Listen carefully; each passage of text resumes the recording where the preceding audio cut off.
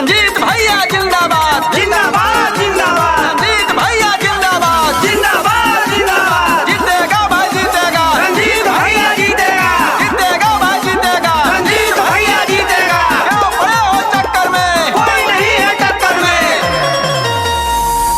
अब की चुनाव आके बोल हई हौआ जी अब की चुनाव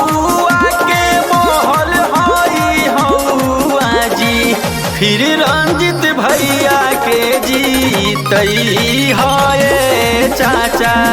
उनके ही मुखिया बनई है चाची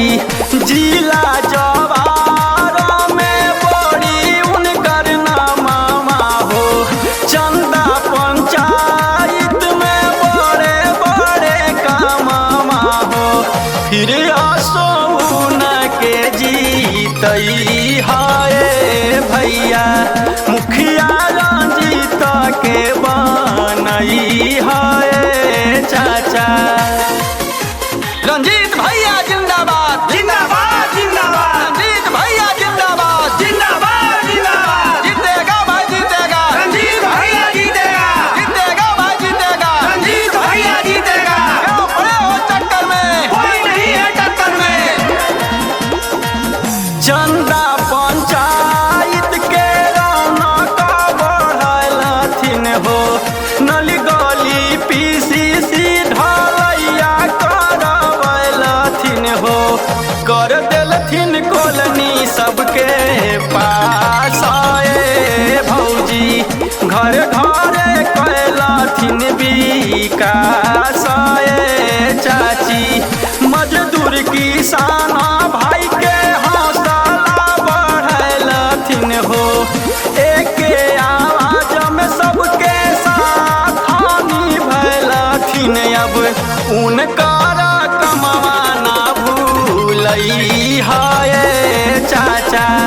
फिर से तू ना के जीतई है भैया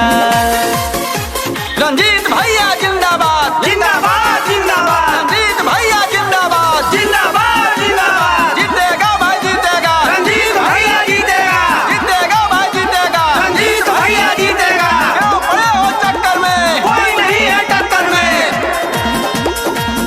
रुपया या पैसा पलू भैया नाये बड़का भैया फेकुआ के झांसा में न पड़ी है छोटकी भौजी